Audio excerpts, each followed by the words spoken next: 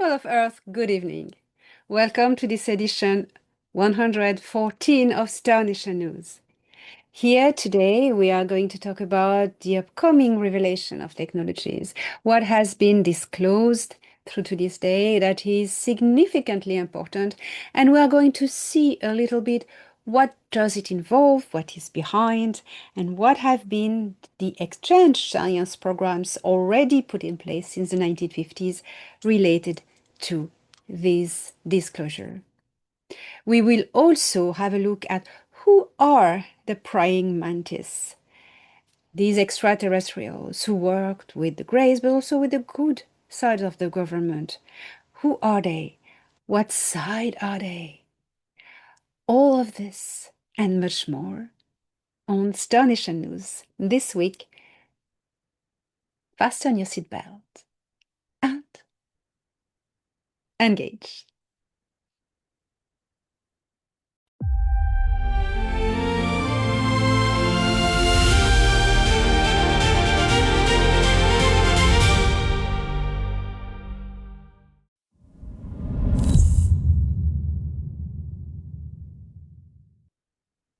President Trump signed two major executive orders on quantum technologies on June 22nd, 2026. These initiatives were designed to accelerate US quantum computing development, bolster cybersecurity, and maintain America's technological leadership. The first executive order initiates a national effort to develop a powerful quantum computer for significant scientific calculations, quantum-enabled sensors, and networks within the next 5 years. The second order mandates that federal agencies transition their computer systems to quantum-resistant cryptography by 2031. What does this mean? We have here quantum science applied to technologies implemented, already publicly disclosed, because the disclosure plan not only concerns the revelation of ETs through the Pentagon website, but also, as I mainly told you many times, the disclosure of technologies that have been used, and these are a part of it.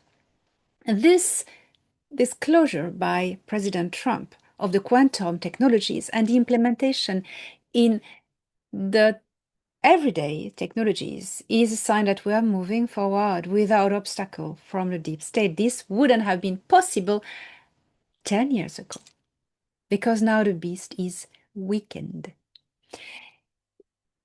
These quantum technologies are going to be implemented not only for cybersecurity or calculation quantum-enabled sensors, network connectivity, but also in a quantum financial system, in quantum technologies such as medical beds, and of course, connectivity. Let's go a little bit more into the connectivity side of the quantum technologies. I had a conversation recently on board the orbital station of the Federation with Admiral Jor-El, who reminded me about the Alpha Centaurians, the Silozi, who worked in underground facility in Paradise, California. I met one of them, as I related in one of my articles on my website. I think it's the first article. You have to really scroll down. Afternoon Tea with an Alpha Centaurian, where this lady told me already about these events that were going to happen, and the involvement of Elon Musk in all of this as very positively. She told me to go for Starlink without thinking a second, because Starlink would be the platform of future connectivity. And these Alpha Centaurians who have worked on connectivity technologies, as she confirmed to me, already were preparing the new connectivity system without EMF. Quantum technologies such as my neural implant, for instance, there is no linear transfer of information, so it is not hackable and it is not harmful, neither for the bearer or those around. The information is teleported, disappears from one place and appears in the other. That is why, and that is what quantum technology is about. It will also implement the monetary system based with core values that are gold and platinum. This has finally been revealed. As I was always told, it's a metal looking like silver, and now I have been allowed to tell you it's platinum, reminding you of Star Trek. Star Trek, especially Deep Space Nine, which is Disclosure series, that is using platinum as a core value. Gold, platinum. Gold, platinum. Watch Deep Space Nine with our beloved Quark, and you will know about this disclosure. They already knew. Jane Roddenberry already knew, was told about the future. That is what Star Trek is disclosing about the future. The American government also disclosed about the direct energy weapons. This came from the Pentagon. In June 25, 2026, US Secretary of War said the Pentagon intends to buy tens of hundreds of direct energy weapons in the coming years.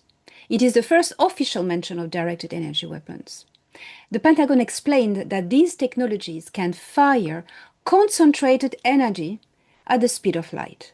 It's an extension of Tesla technologies, the ability to move energy from point A to point B without the conventional means of warhead. Standard weapon delivers an explosion, not direct energy weapon. Instead of having the conventional method of delivery, directed energy weapon deliver that explosive force from a point A to a point B wirelessly by radiation. That's one of the methods for directed energy weapons, which is a very largely wide umbrella term.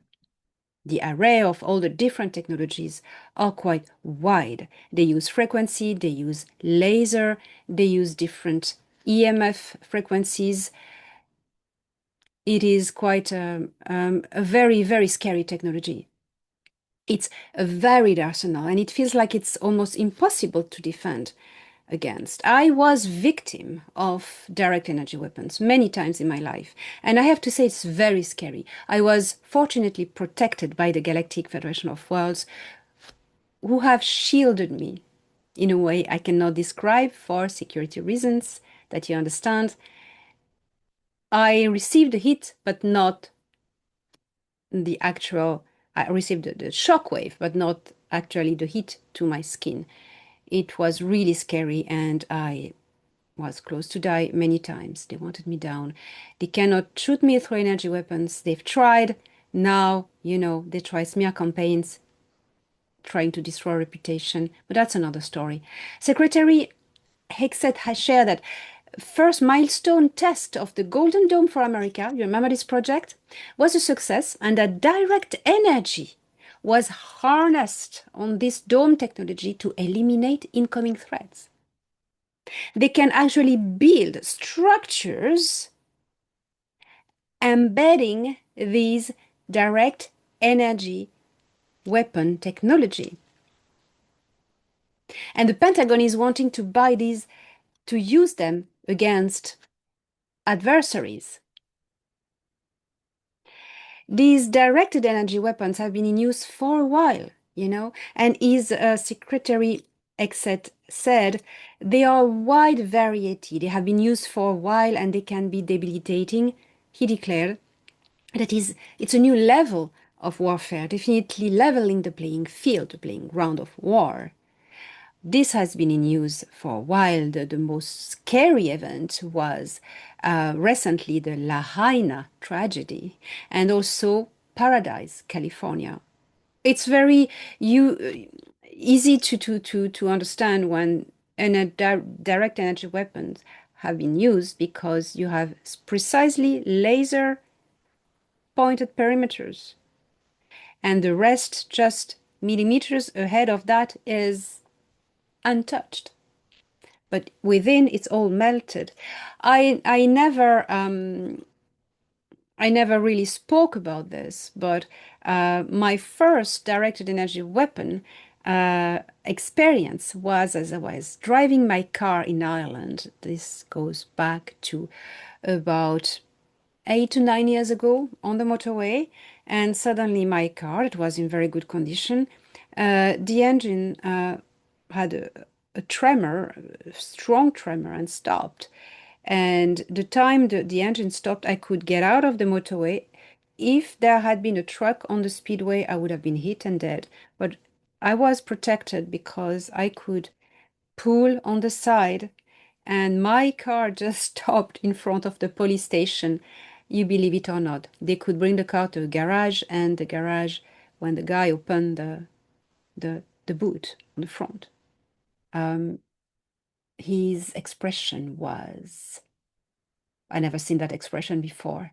And with his very typical Cork accent, he said to me, because I couldn't see, I was sat in the car and the boot was open, so I could see his face from the side.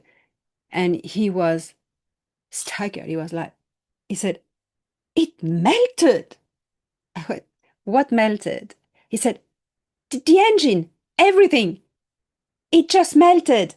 I went, "How it melted? The heat, it's like, yeah, it's Ireland. It's not, cannot be that hot." He said, so get out and go and see, turn around, and yeah, the whole inside of the engine was liquid, like melted. That was real.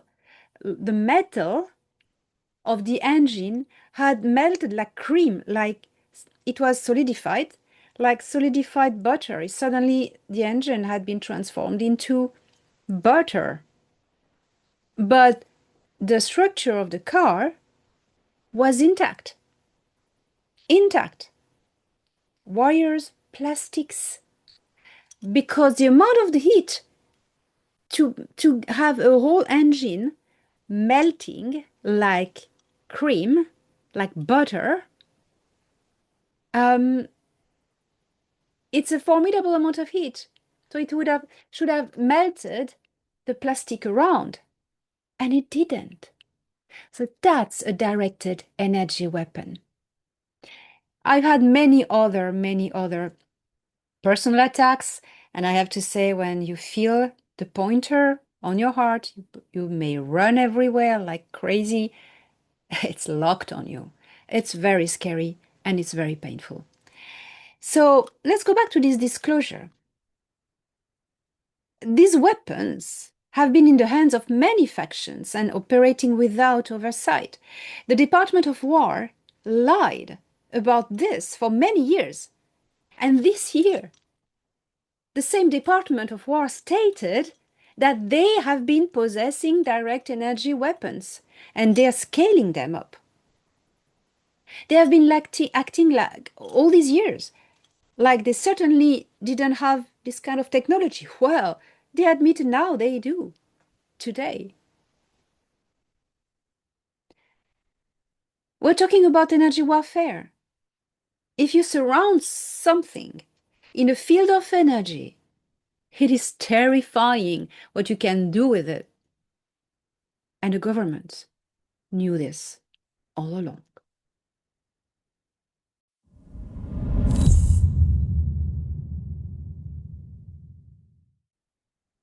Who are these weird aliens known as praying mantis or mantids that have been visible in main abduction scenarios?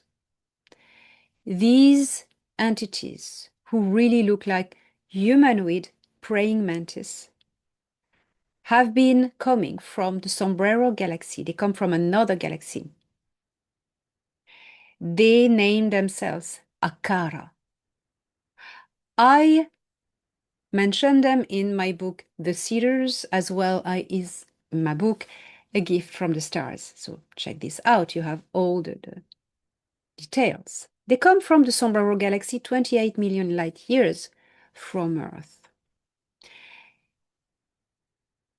They have three types, main types, which are the green ones, the white ones, and the black ones. The green ones they have a long green abdomen and wings sometimes, mainly. They have been working in abduction scenarios for the Greys and the Grey agendas. The white one are not especially good either, working with the Greys and some reptilian agendas. And you have also the black praying mantis. So these ones are not the most dangerous. They're more evolved than others, and they are at the origin of a seeding group that went to Mars and seeded in different insectoids. So all the insectoids on Mars, the Tiru insectoid, are not all Akara. They are also Ashai. The Ashai are the ant people coming from also another galaxy. But let's talk about these praying mantis.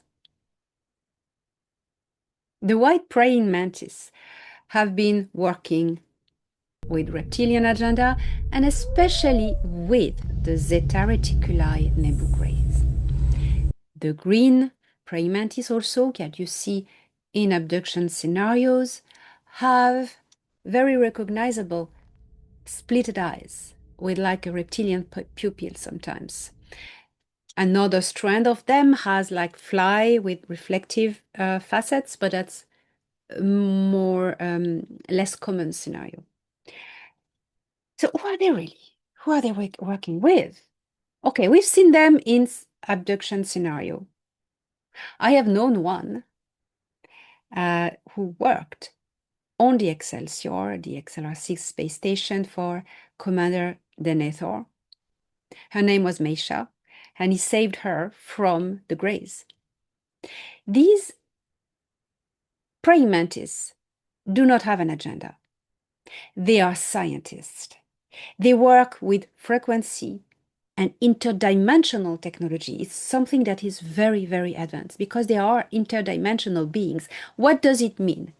It means that they can exist in different universes at the time, consciousness-wise, not physically. Physically, they are in one place, but their consciousness can exist that peep into another universe.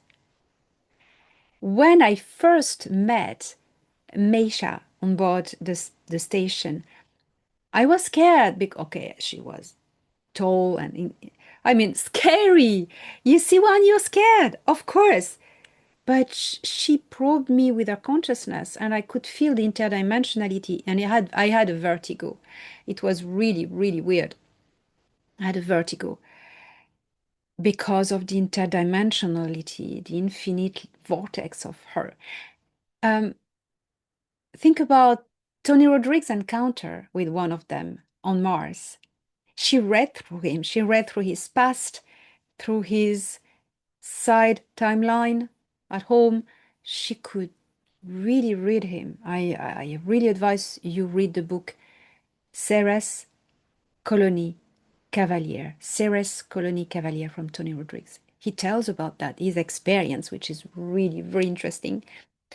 So they have this interdimensionality and also very psychic, whatever the color, the brand, the strength of genetics they are. They are scientists and they will serve any agenda without caring about it. Their ethics is different. They are matriarchal society with workers. They are hives. Some of them are more individualized than others, but they all have a hive queen. They have strong presence. You would think they are individuals, but Meisha was cut from the hive. Denethor could do that. So she could be then individual, but by her nature, because her nature to belong to a hive, she needs to belong to something and be faithful and to someone and loyal to someone. And it was Denethor. She transferred her hive functioning system onto Denethor, and that's why Denethor couldn't have a girlfriend, and was she would go wherever he goes, and she would be so possessive with him. That's the story for those who have followed all these years my adventures and material.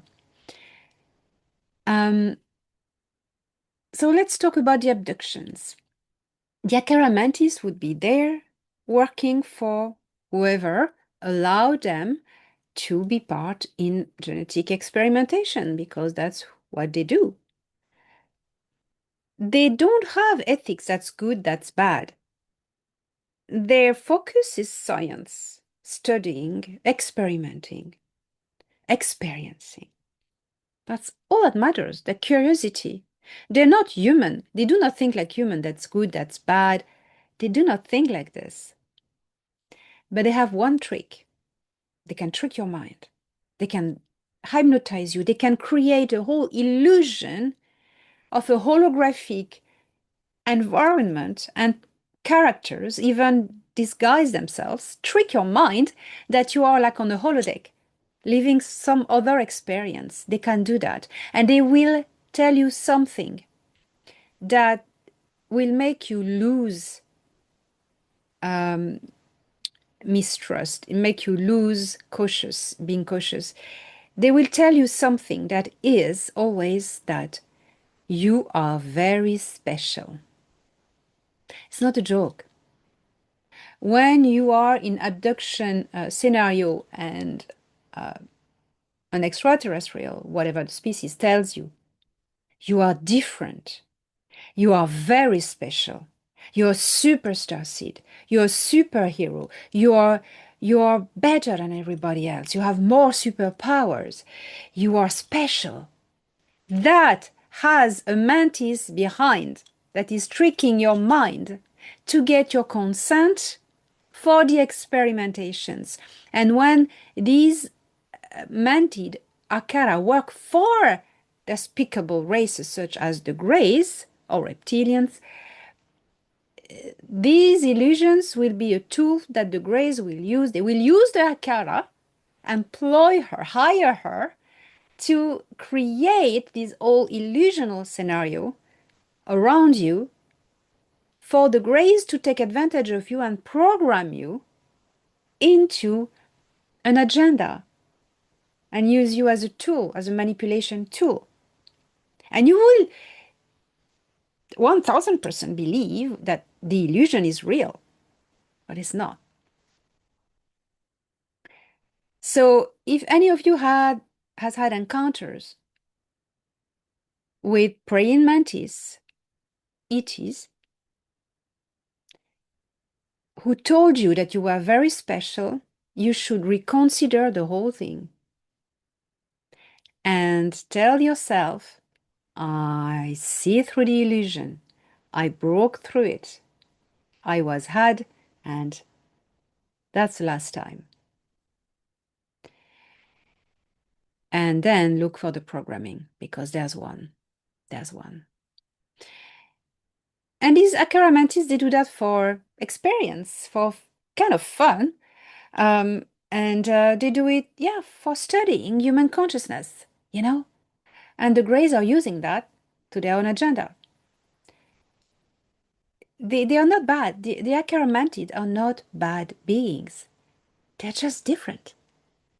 I know I'm more used to meet different cultures and different mindsets. And to me, it's easy to comprehend that some other species think differently, have different set of ethic, and do not have the good and bad notions. It's different. Like the Kilitokurt. Fascinated by the Kilitokurt. I still haven't met one. Torhan, promise me. But this is very interesting about the Akaramanti. So that's what I wanted to point out that These are not negative entities. They just do not have the human set of ethics. And they're very territorial, though. They are hive mind. And if in an abduction scenario you met one who told you you were very special, or an extraterrestrial telling you you're very special, there was an illusion and a mantid behind. Because no positive extraterrestrial will tell you that you are better than others. Because these advanced civilizations, such as in the Galactic Federation of Worlds, they encourage everybody to their own evolution, to their own sovereignty, that there's nobody above anybody else, that we are all equal in the big wheel of evolution. So the Galactic Federation of Worlds never tell anybody, you are very special. No, no, no, no. That's a trick used by the other ones. So I hope this helped and brought many answers and hopefully more questions. Now, people of Earth, I hope you are more informed and more able to understand many aspects of different elements in the disclosure process.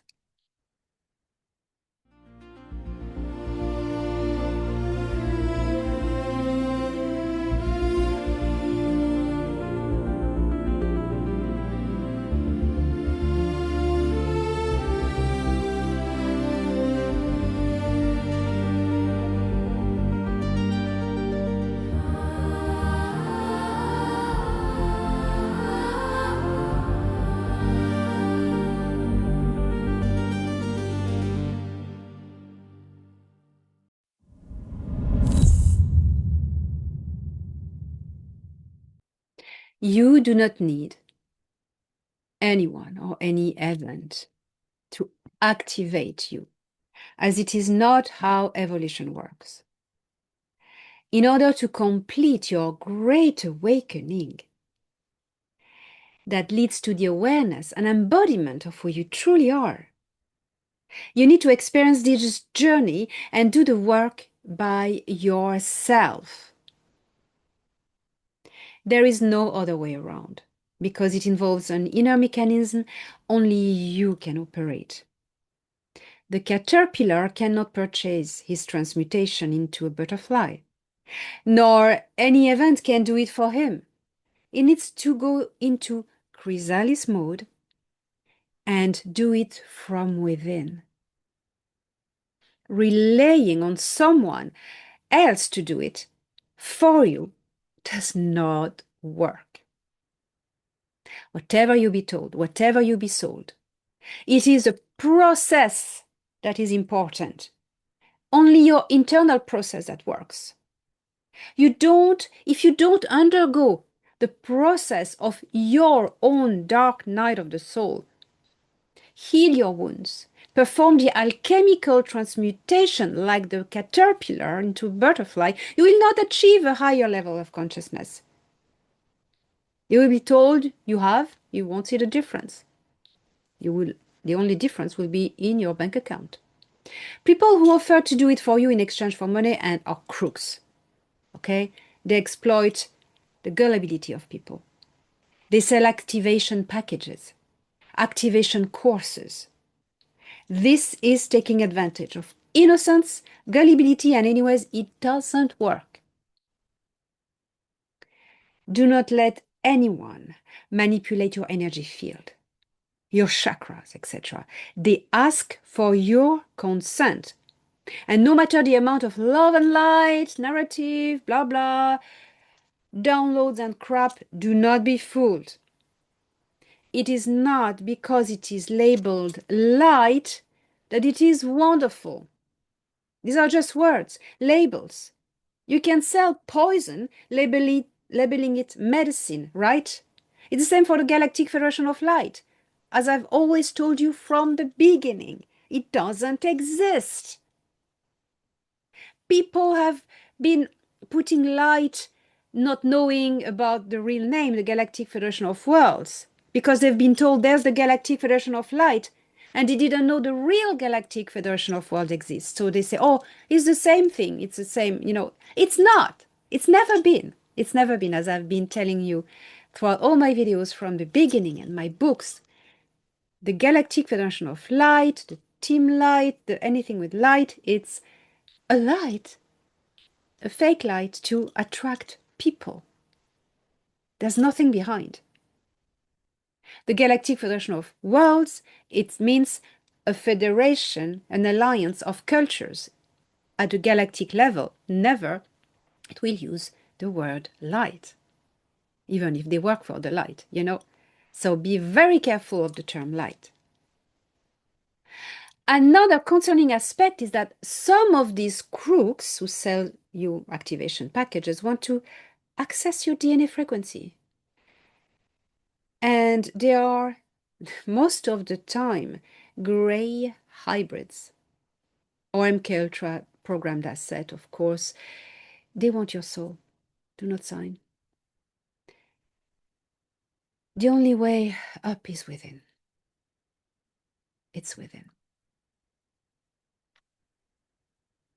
Not without. You have also the so-called light codes, which are either a New Age fantasy or programs downloaded for you to install yourself. How scary is that? Just do not consent. Do not install these programs. You don't know where they come from. Who's behind? These operations are elaborated to stop you to find your own power, to distract you from finding the power within, to hijack your awakening, and to take your power and sovereignty away. When people does it for you, you give your sovereignty away. So do not do that. Do it yourself. That's the whole point of evolution. That's the whole point of the greater cosmic law of evolution that's been translated into the Dayakura or the Prime Directive, which is the translation of a greater law of evolution. That is, evolution is a process that happens from within. If you interfere in someone's evolution, even if you won't help him, you're going to fuck it up. That's a greater law of evolution. So people who are ignorance, idiots, who say, I don't believe in the Prime Directive, so they are against the greater law of evolution, and they are really shooting themselves in the foot. And I'm very sorry for them. People of Earth, go within using meditation. Meet the beautiful being who inhabits this body. Who are you? What do you look like? What is your potential? Nobody else has know but you. Nobody else will tell you, because only you can know that. By tuning to the frequency of the being that is you, that is within this body shell, you attune to the whole universe. Because you are a fractal of Creator. When you attune to who you truly are, you attune with Creator, with its whole knowledge, and quantumly you are entangled to the whole of creation. And the enemies of humanity, they just do not want you to find out.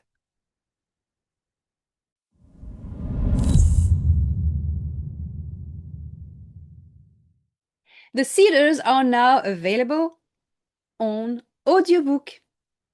Follow this link on my website at the page author The Seeders, and you scroll a little bit, you have the audiobook. So I'm very, very pleased that's been done by a company. It's not artificial intelligence. It's a human lady reading with a better English than I have. So I paid for this, and now it's for you. So check it out. Check it out. Hope is not waiting. Hope is manifesting. Hope is a state of being.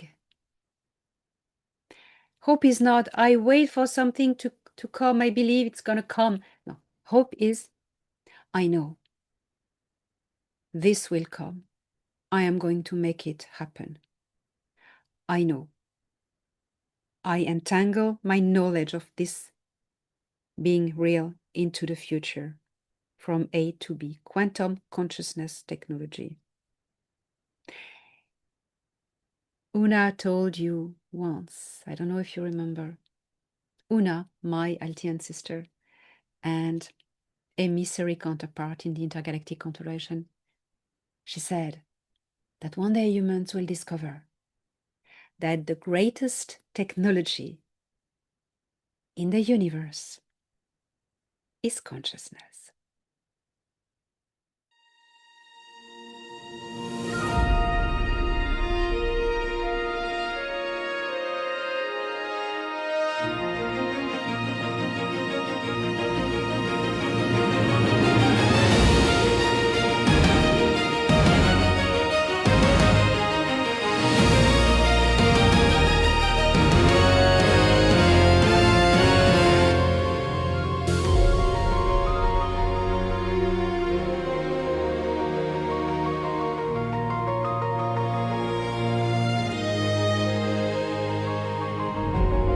Analyzing data.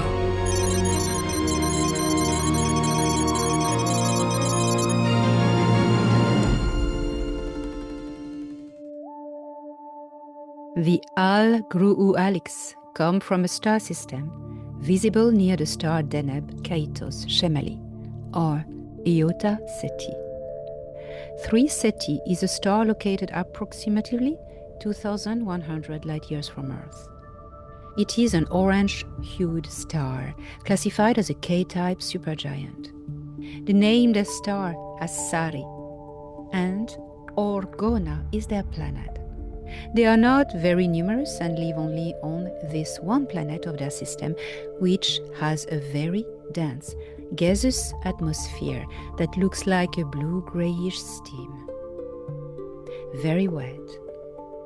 Orgona resembled a tropical rainforest world, with a dimmed light because of their star and the heavy dense atmosphere. They are about 6'8" and look like reptilians. It is a very ancient race, wise and quiet people, with a lifespan up to 350 years old. Although they are often mistaken for reptilians, they do not share anything with them except appearance. This race has 8 genders, and all of them can reproduce when in sexual contact with each other, no matter which mates with whom. Al-Gru Alix are generally pacifist and obedient to rules, and they are members of the Galactic Federation of Worlds. Having refused to get involved in the Lyran Wars, not wanting to risk the existence of their species, they withdrew from any diplomatic involvement for a very long while, until the Galactic Federation of Worlds accepted their application, providing them with economic and technological advantages, as well as protection and community. They don't travel much as they need their wet, gaseous life support environment, which needs to be recreated in their ships. Dryness, and especially Earth-sun rays, can kill them by desiccating their skin very badly. The purpose of their visits to Earth has been only for scientific curiosity. They have beautiful ships made with pure light and that are ovoid and vertical. This technology was developed by their ancestors a very long time ago in contact with another very ancient race named the Architects. But these informations and knowledge have been lost. They just know how to concentrate light into solid crystallization.